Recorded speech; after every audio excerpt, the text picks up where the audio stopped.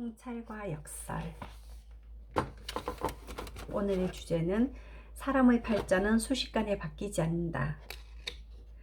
오늘날 정부는 힘들고 어려운 이들을 위해 많은 복지 정책을 펴고 있다. 올해 국회 예산에서 책정된 국가 운영 자금이 무려 512조나 된다고 한다. 실로 엄청난 돈이다. 이것은 복지 수급자가 기하급수적으로 늘어났기 때문인데 우리 사회가 건강하지 못한 곳으로 달려가고 있고 그만큼 소외 계층이 많이 늘어났다는 증거이기도 하다. 그런데 이 엄청난 예산은 도대체 어디에 쓰이는 것일까? 계속 이대로 가다가는 우리 국민들 모두가 복지 수급자로 전락할지도 모른다. 심각한 위기사항이다. 지금의 부모들은 우리 한국 사회를 건강하게 발전시켜온 노동자들이다. 그런데 이들은 지금 퇴직자가 되어서 어떻게 노후를 살아야 할지 다들 심각한 고민에 빠져 있다. 그만큼 고생했으면 남은 인생은 행복하게 살아야 하는데 정작 행복과는 거리가 먼 세상 속을 살고 있다. 또한 자식들은 어떤가? 일자리를 구하지 못해서 헤매고 있다. 2019년 12월을 기준으로 20, 30대 광역 실업자가 무려 70여만 명에 이른다고 한다. 그들은 교육을 충분히 받은 세대인데도 불구하고 직장을 구하지 못해 실의에 빠져 있다. 비단 그들만의 문제가 아니라 그들을 키우고 공부시킨 부모들조차 망연자실하고 있다. 자식들이 일자리를 얻지 못하면 늙고 기력이 떨어진 부모들을 부양하지 못하게 되고 그렇게 되면 어쩔 수 없이 노인들은 국가에 기댈 수밖에 없다. 국가 경제와 신인도를 망치는 악순환이 계속되고 있는 것이다.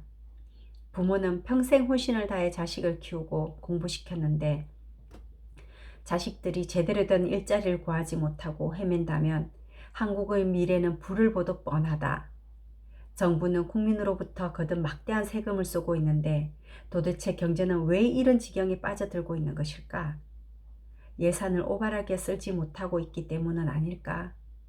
지금 정부의 복지 정책들은 경제의 밑그림을 그리지 못한 일시방편에 불과하다. 국가도 바른 정책을 펴야 한다. 국민들이 힘들다고 무조건 퍼주는 복지 정책을 펴서는 안 된다. 오히려 자라나는 새싹을 죽이는 결과를 낳을 수 있다. 어려운 사람들을 제대로 도울 수 있도록 그 기초를 만들어주는 것이 바로 국가가 해야 하는 일이다. 하나의 예를 들어보자. 안타깝게도 역 근처에 가보면 노숙자들이 많다.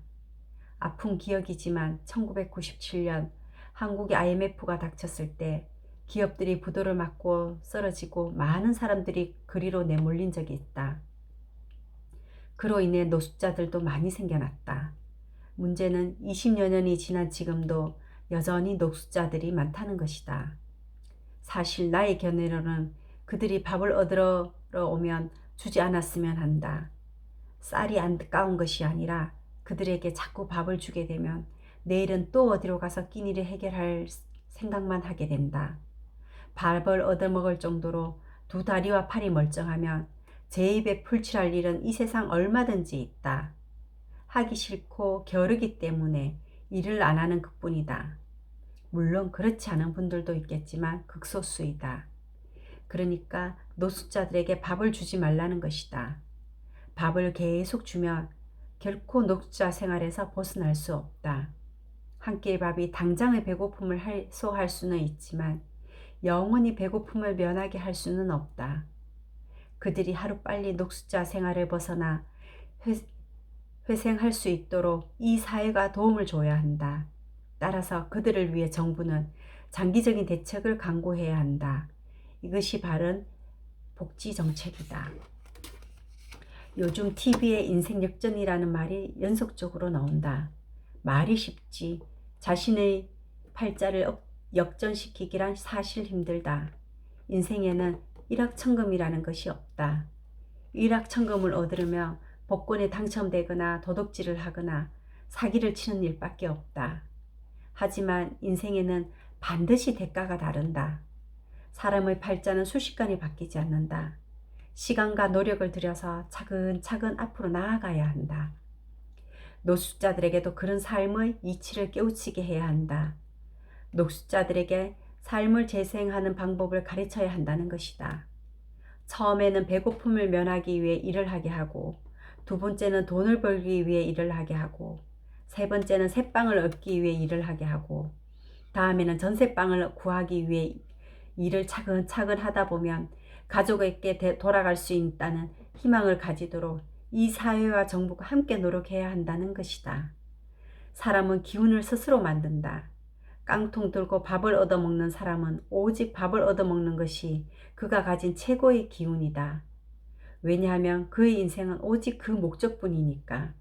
그러나 내가 열심히 일을 해서 얼마를 모으겠다는 목표가 있는 사람은 밥은 둘째치고 더 큰 기운이 일어난다. 찢어지게 가난한 사람은 횡재도 오지 않는다. 그러니 가난도 때론 죄가 될 수 있다는 얘기다. 공부할 여건이 안 되는 사람은 먼저 그 여건을 스스로 만들어야 한다. 조물주가 그래서 인생을 어렵게 만들어 놓은 것이다. 돈이 10만 원 정도 필요해서 구해야 되는데 잘 안 구해지는 사람은 매일 돈 구하러 돌아다니면서 이번에 잘 되면 한 2천만 원이 생긴다. 그리고 또 2억이 들어온다. 고 하면서 돈을 구하러 다닌다. 그런다고 절대 구해지지 않는 것이 바로 돈이다. 이렇게 말하고 다니는 사람은 15년이 지나도 그 소리를 계속하고 다닌다. 10만 원이 필요한 사람은 그 10배인 100만 원의 일을 해야 그 돈을 구할 수 있다.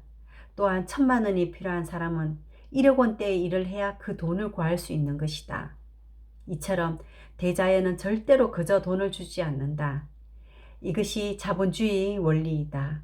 다시 말해서 직장에서 일하는 사람은 그와 같은 마음으로 일해야만 성공할 수 있다. 어쩔 수 없다. 남의 돈을 내 것으로 만든다는 건 결코 쉬운 일이 아니다. 말하자면 일당 10만 원짜리 일을 하는 사람은 100만 원의 일을 하는 게 맞다. 그러면 일당 10만 원인 사람에게 일당을 100만 원을 줄 테니 1000만 원짜리 혹은 1억 원짜리 일을 하라고 한다면 과연 해낼 수 있을까? 결코 해내지 못할 것이다. 이게 무슨 소리일까? 사람은 누구나 자기 몸에 맞는 옷이 있다. 몸에 맞지도 않는 옷을 입으면 불편하듯이 사람의 일도 그렇다는 것이다. 누군가에게 일을 줄 때는 그 사람을 잘 보고 시켜야 한다. 그 일을 잘 해낼 수 있는 사람에게 주어야 한다는 것이다. 그래서 사람은 안목과 지혜가 있어야 한다. 그런데 과연 안목과 지혜가 한순간에 나올까? 결코 그렇지 않다. 세상은 간단하지 않다.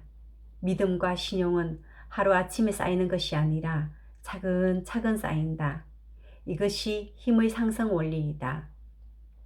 일당 10만 원짜리 일을 열심히 하다 보면 관록과 믿음이 쌓이게 되고 나중에는 일당 100만 원짜리 일을 하게 된다는 것이다. 사회가 젊은이들을 이렇게 키워야만 경쟁력이 생긴다. 이 사회와 국가는 표를 얻기 위한 근시안적인 복지 정책을 펴서는 안 된다. 차근차근 나아가는 것이 늦는 일 같지만 사실은 최고로 빠른 것이다. 짧은 시간이지만 자신에게 주어지는 잠깐의 시간들을 이용하여서 자신이 성장할 수 있는 무엇인가를 차근차근 하다 보면은 그것이 쌓여서 나의 힘이 되는 것입니다. 그러니까 늘 자신을 위해서 노력하는 시간이 될 수 있도록 하였으면 좋겠습니다. 감사합니다.